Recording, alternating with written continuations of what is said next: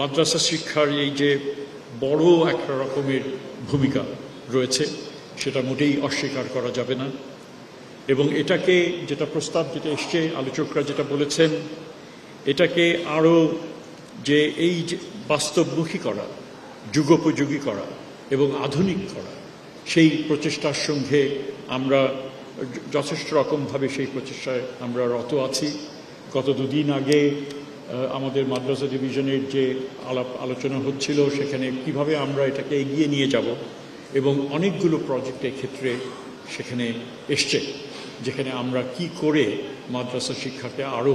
আমরা যুগোপযোগী আমরা করতে পারবো। অবশ্যই ধর্মশিক্ষা তার কেন্দ্রবিন্দু থাকবে, কিন্তু একই সাথে সাথে প্রতি বছর এত তরুণরা এখান থেকে তারা পাশ করে যাচ্ছে, তাদের যে কর্মদক্ষতা সেটা কিভাবে আমরা বাড়াতে পারি তার জন্যই কিন্তু এই উদ্যোগগুলো মন্ত্রণালয়ের পক্ষ থেকে আপনাদের দাবি দাওয়ার প্রেক্ষিতেই এই উদ্যোগগুলো এখানে নেওয়া হচ্ছে। কাজেই মাদ্রাসা শিক্ষার যে ঐতিহ্য আমরা জানি যে সেখানে যুক্তিবিদ্যা জ্যোতির্বিদ্যা থেকে শুরু করে ধর্মবিদ্যা তো বটেই, কিন্তু তার সাথে জ্ঞান বিজ্ঞানের নানান শাখা কিন্তু মাদ্রাসার শিক্ষার সঙ্গে সম্পর্কিত ছিল এবং এটাই হচ্ছে আমরা সেই ধরনের যে আধুনিক শিক্ষার সাথে যেটাকে ব্লেন্ড করা। অবশ্যই সেখানে কম্পোনেন্ট কতটুকু থাকবে সেটা আপনারা নির্ধারণ করবেন, বোর্ড নির্ধারণ করবে, ইউনিভার্সিটির এখানে ভূমিকা রয়েছে, অন্যান্য যারা শিক্ষা কার্যক্রমের সঙ্গে যুক্ত তারা সেটা নির্ধারণ করবেন, কিন্তু এটার প্রয়োজনীয়তা অনস্বীকার্য এবং সেখানে শুধুমাত্র রাষ্ট্রের এখানে করণীয়। অবশ্যই এখানে বড় রকমের একটা দায় রাষ্ট্রের রয়েছে। আমরা জানি এখানে কিভাবে জঙ্গি নাটক সেখানে সাজানো হয়েছে এই ঢাকা। কাজে এর দায় দায়িত্ব এবং এর বিচার অবশ্যই সরকার বদ্ধপরিকর সেগুলো করার জন্য। আমি নিজে বলতে পারি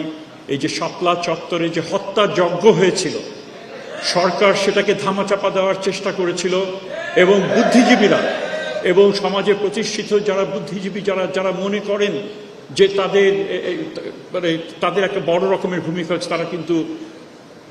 একটা বিরাট অংশ প্রায় সকলেই সেখানে নীরব সেখানে ছিলেন এবং তার মাধ্যমে ওই হত্যাযজ্ঞকে তারা প্রশ্রয় দিয়েছিলেন এবং ইতিহাসকে মুছে ফেলার সেখানে একটা পরিকল্পনা ছিল এবং সেখানে অল্প দু একটি সংগঠন, একটি মাত্র সংগঠন সেই সময়ে যারা প্রকাশ করেছিল যে না এই ঘটনা এটা ঘটেছিল। আমি গৌরব যে আমি নিজেকে মনে করি যে সেই সংগঠনের সাথে আমিও সম্পৃক্ত ছিলাম এবং ইতিহাসে কাল এটা যে সত্যকে যে ধামাচাপা দেওয়া যায় না এবং জবাবদিহিতা যে কোনো এক সময় করতে হবে, সেই জবাবদিহিতার সময় কিন্তু এখন এসছে। কাজে আমরা মনে করি যে এই ধরনের যে সমাজে বিভেদ সৃষ্টিকারী যে প্রচেষ্টা যেগুলো ছিল সেগুলোকে আমাদের উৎপাটন করতে হবে।